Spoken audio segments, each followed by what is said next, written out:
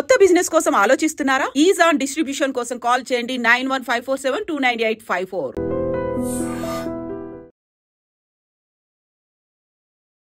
Welcome to iDream Media. So షడ్రుచుల్లో పులుపు చెప్తూ ఉంటారు. అయితే ఈ పులుపుకి మనము చింతపండు ఎక్కువగా వాడుతూ ఉంటాం. అయితే చింతపండు కొన్ని రోజుల క్రితం న్యూస్ అయితే చింతపండు వాడకూడదు, మీరు కొన్ని రోజులు ఈ టామరిన్ మానేస్తే కనుక మీకు చాలా మటుకు అనారోగ్య సమస్యలు తగ్గుతాయని.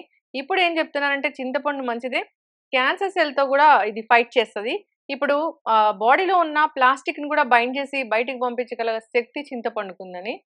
నిజమేనా? ఇది శరీరానికి అవసరమా? వివరాలు తెలుసుకుందాం. మనతో పాటు ప్రముఖ internal medicine specialist doctor Rajesh Chukkala గారు ఉన్నారు. డాక్టర్ గారు నమస్తే అండి. డాక్టర్ గారు, అంటే 6 రుచులు ఖచ్చితంగా మనం తీసుకోవాల్సిందే బాడీ హెల్తీగా ఉండాలంటే. అయితే ఈ మధ్య చెప్పారు ఏంటంటే చింతపండు అది పులుపులాగా మనం కన్సిడర్ చేయలేము, అది మన ఒంటికి మంచిది కాదు, రక్తాన్ని వేరేలాగా చేసే గుణం ఉంది, అది బ్యాడ్గా చేసే గుణం ఉందని. చింతపండు అనేది అసలు నిజంగానే శరీరానికి అవసరమా? తీసుకోవాల్సిన అవసరం ఉంటుందా మనకి? సో బేసిక్లీ దీన్ని 2 విధాలా చూడాలి మనం. ఒకటి చింతపండు దాని కెమికల్ కాంపోజిషన్. 2 చింతపండు వల్ల మన బాడీలో ఏం జరగవచ్చు. సో చింతపండు కెమికల్ కాంపోజిషన్ అంటే medical terminology or science terminology కింద తీసుకుంటే citric acid. So citric acid అంటే విటమిన్ సి. సో వీటి వల్ల హెల్త్ బెనిఫిట్స్ చాలా ఉన్నాయి.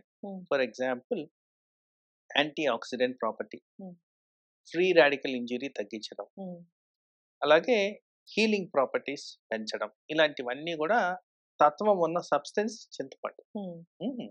సో ఈ మధ్య క్యాన్సర్ ఇన్సిడెన్స్ పెరిగింది, ప్లాస్టిక్ యూసేజ్ పెరిగింది. దీన్ని అనలిటికల్ గా చూస్తున్నప్పుడు ఓకే, ఈ చింతపండులో ఇలాంటి న్యూట్రలైజింగ్ కెపాసిటీ ఉన్న సబ్స్టెన్సెస్ ఉన్నాయి అనేది కొన్ని స్టడీస్ లో గమనించారు. వీటి వల్ల కాస్త బెనిఫిషియల్ ఎఫెక్ట్స్ ఉండొచ్చు అనేది ఇంకా కాంక్రీట్ ఎవిడెన్స్ అయితే రాలేదు, కానీ బట్ బేస్ ఆఫ్ సైన్స్ చూసుకుంటే any form of citric acid మనకి బాడీలో చాలా మటుకు బెనిఫిషియల్ ఎఫెక్ట్స్ ఇస్తుంది. కాబట్టి అది ఆ విధంగా పాజిటివ్ గా తీసుకోవాల్సిన చూడాలి. అయితే ఇక్కడ మోస్ట్ కామన్ గా మా ప్రాక్టీస్ లో మేము చెప్పేది ఏంటంటే చింతపండు తినద్దు, దానివల్ల గ్యాస్ట్రిక్ ట్రబుల్ వస్తుంది. ఫ్రీక్వెంట్ గా ఎవరైతే మా దగ్గరకు వస్తారో వాళ్ళల్లో ఇలాంటి సమస్య ఉన్నప్పుడు ఆయిల్, మసాలా, చింతపండు అంటే పులుపు సబ్స్టెన్సెస్ అవాయిడ్ చేయమని చెప్తాం. ఎందుకంటే ఆ కారణంగా గ్యాస్ ట్రబుల్ వస్తుంది, ట్రిగ్గర్ అవుద్దని ఎవిడెన్స్ ఉన్నాయి. కాబట్టి చింతపండు మానేసిన తర్వాత చాలా మందికి ఈ గ్యాస్ ట్రబుల్ నయం అయిపోవడం కూడా గమనించాం. కాబట్టి సిట్రిక్ యాసిడ్ మూలాన ఇరిటేషన్ అనేది ఉంటుంది, ఎక్కడైనా ఉంటుంది. సో ఆ కారణంగా దాన్ని కాస్త లిమిటెడ్ గా వాడడమే బెటర్ అనేది. ఎందుకంటే చాలా మటుకు అట్లీస్ట్ నా ప్రాక్టీస్ లో ఏదో ఒక ఫార్మ్ ఆఫ్ టాబ్లెట్లు వాడుతున్న పేషెంట్సే ఎక్కువగా ఉంటారు. కాబట్టి వీళ్ళల్లో గ్యాస్ట్రిక్ ఇరిటేషన్ చాలా ఫ్రీక్వెంట్ గా ఉంటుంది. కాబట్టి అంత ఎక్కువగా రికమెండ్ చేయము చింతపండు తినండి అని. అంటే టాబ్లెట్ బాక్స్ అందరి ఇళ్లలో ఉంటుంది. బీపీ, షుగర్ టాబ్లెట్స్ అనేవి మాక్సిమం అందరినీ ఇబ్బంది పెడుతున్నవి. ఆ టాబ్లెట్స్ వేసుకోవాల్సిందే. అంటే ఇలాంటివి టామరిన్ ఇలాంటివి సిట్రిక్ యాసిడ్ ఎక్కువగా తీసుకుంటే కనుక చింతపండు లాంటివి కడుపులో మంట ఇంకా వీటిని ఎక్కువ చేసే గుణం ఉంటుందా దీంట్లో? డెఫినెట్లీ ప్రాక్టికల్ గా మీరు చూస్తే దానివల్ల డెఫినెట్ గా యాసిడిటీ అనేది పెరుగుద్ది. 2 యాసిడ్లు కాబట్టి యాసిడిటీ పెరిగే తత్వం ఉంటుంది. కాబట్టి మీరు ఎప్పుడన్నా లైమ్ నిమ్మరసాన్ని మార్బుల్ మీద వేసి చూడండి, పొంగుతుంది.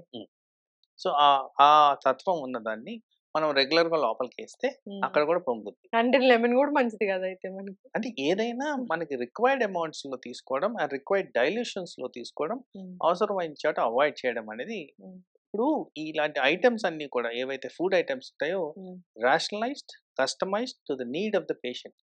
సో ప్రతి ఒక్కరికి అవసరం లేదని చెప్పే విధంగా కాదు, కానీ చాలా మటుకు ఇలాంటివి అవాయిడ్ చేస్తే మంచిది. అయితే నేను ఇంకో కాంపనెంట్ ఇక్కడ తీసుకురాదలుచుకున్నాను. ఇప్పుడు చింతకాయ, చింతపండు. చింతకాయని ఫ్రెష్ గా తింటే that's actually very good health కి. చింతపండు అంటే దాన్ని పండబెడతారు. పండబెట్టగానే ఇప్పుడున్న మోడర్న్ ఎరాలో స్టెబిలిటీ ఉండదు. సో అవి పాడైపోతాయి, ఇమీడియట్ గా పాడైపోతాయి. ఆర్టిఫిషియల్ సిట్రిక్ యాసిడ్ కూడా కలుపుతారు దానికి.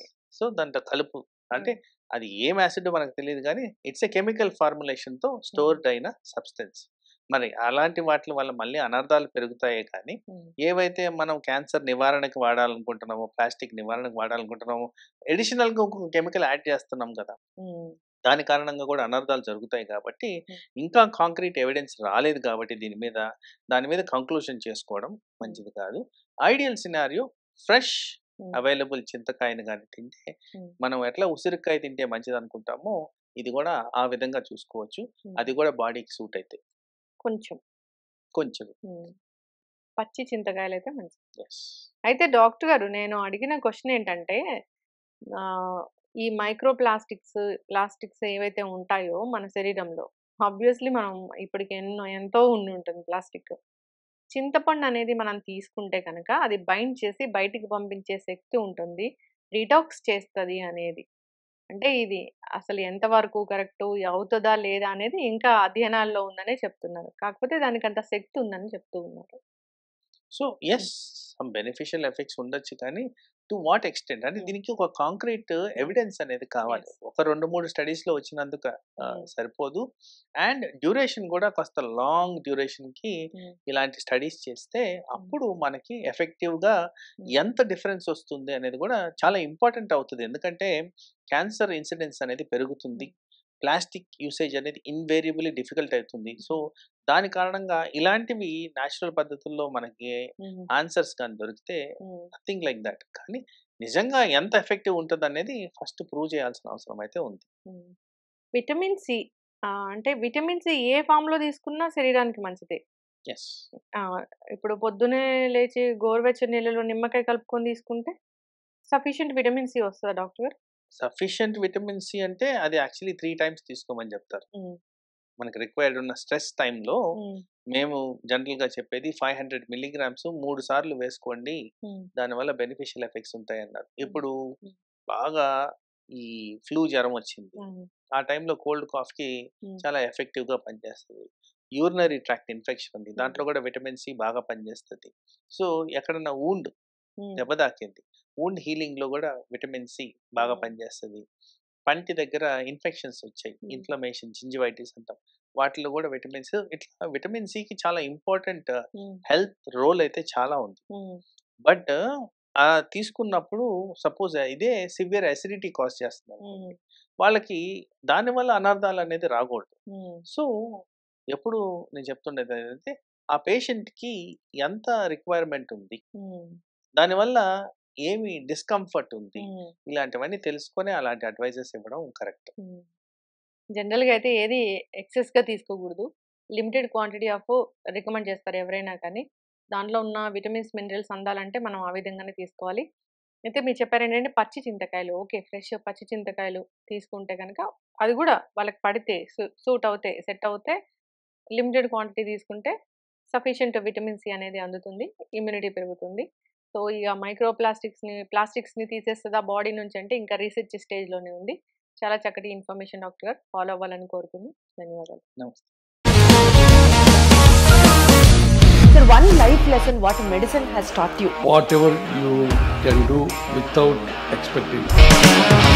But I really believe మన పాజిటివ్ యాటిట్యూడ్ ఉంటేనే మనం ఏదైనా సాధించగలం. గట్ ని మనం కరెక్ట్ గా డీల్ చేసినట్లయితే అది మనకి పాజిటివ్ హార్మోన్స్ ని రిలీజ్ చేస్తుంది. షుగర్ వచ్చిన వాళ్ళ పరిస్థితి ఏంటి? పొట్ట దగ్గర పెరిగితే దాన్ని ఆండ్రాయిడ్ అంటారు, ఆండ్రాయిడ్ ఫోన్ కదా. అసలు థాట్స్ ఎందుకు వస్తాయి? బ్రెయిన్ డెడ్ అంటే దానికి ప్రపంచం అంతా కూడా కొన్ని నిర్దిష్టమైనటువంటి లక్షణాలు. మానసికంగా ధైర్యంగా ఉంటే క్యాన్సర్ జయించవచ్చు. You are a doctor for a cause sir, అంతే. వాళ్ళకి వచ్చిన ఆదాయం కాకుండా ఫ్రీ సర్వీస్ ఎంతమందికో చేస్తారు.